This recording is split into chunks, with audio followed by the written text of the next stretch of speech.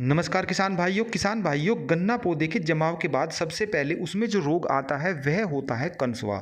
और यदि गन्ना पेड़ी की बात करूं तो अप्रैल माह से ही उसमें जो सबसे पहले ज़्यादातर रोग शुरू हो जाता है वो होता है चोटी बेधक रोग। लेकिन ये आश्चर्य की बात हो रही है कि जिन गन्ना पौधों की बुआई लेट हुई है यानी कि गेहूँ कटाई के बाद गन्ना बुआई की थी उनमें अब कंसुए की बजाय सीधे चोटी बेधक रोग देखने को मिल रहा है। गन्ना पौधे के लिए बहुत ही खतरनाक स्थिति अब यह हो गई है। इसके क्या लक्षण हैं और अब हम इसमें कोराजन की बजाय और कौन सी दवाई लगा सकते हैं जिससे कि यह रोग कंट्रोल में आ जाए, क्योंकि कोराजन से फिलहाल ये रोग एकदम से कंट्रोल में नहीं आएगा। तो इसका समाधान क्या है, इसी पर चर्चा आज की वीडियो में करेंगे।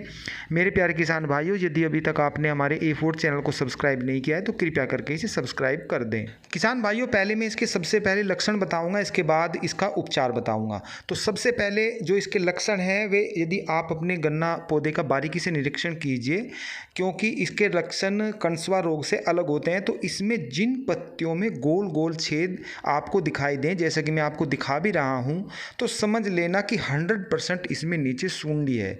इसमें जो पत्तियां होती हैं साइड की पौधे की, दोनों जो ऊपर की पत्तियां होती हैं उनमें गोल गोल छेद होते हैं और जो बीच की गोब होती है वो काली काली जली जली सी बिल्कुल एकदम खत्म होती है। तो इस गन्ना पौधों को यदि आप नीचे से तोड़कर देखते हो तो इसको बीच में एक सुंडी होती है जो ऊपर से नीचे तक गन्ना पौधे के तने को बीच से खा जाती है और ये बिल्कुल काली काली हो जाती है जब इसके आप चीर कर देखते हो, और इसमें काला काला पानी सा भी निकलता है और ये सुंडी यहीं पर रहती है। तो ये तो मैंने आपको बताए लक्षण। किसान भाइयों, जिन किसानों ने कोराजन का इस्तेमाल किया है और ये बीमारी फिर भी आ गई है, क्योंकि देखा गया है कि कोराजन के बाद ये बीमारी फिर भी आई है, तो अब इसमें कोराजन का स्प्रे आप न करें, क्योंकि ये इसको बिल्कुल भी कंट्रोल एकदम से नहीं करेगी। इसके लिए आप प्रोफेनोफोस 500 ml पर एकड़ के हिसाब से आपको स्प्रे करना है। और साथ ही एक बात का और भी ध्यान रखना है, हर टंकी में 20 ml मोनोक्रोटोफॉस दवाई भी इसमें डालनी है। इसका कारण यह है कि जो मोनोक्रोटोफॉस होती है ये बहुत ही ज़्यादा गैस बनाती है और इसे आप सल्फास समझिए, जैसे कि गेहूं में रखने वाली दवाई सल्फास होती है, सेम इसकी वही पोजीशन है।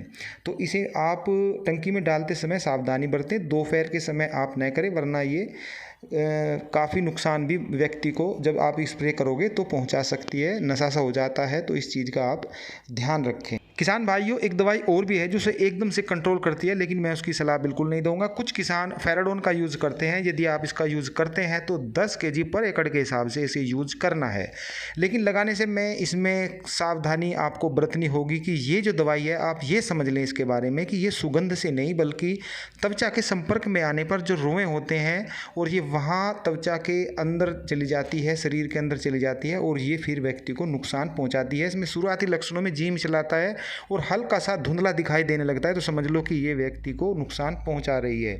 इसे कभी भी आप यूरिया में मिलाकर गन्ना खेत में न डालें, इसे आप रेत में मिलाकर गन्ना खेत में यूज़ करें तो उसका ज़्यादा फ़ायदा होता है और जो ये शरीर को कम नुकसान पहुंचाती है।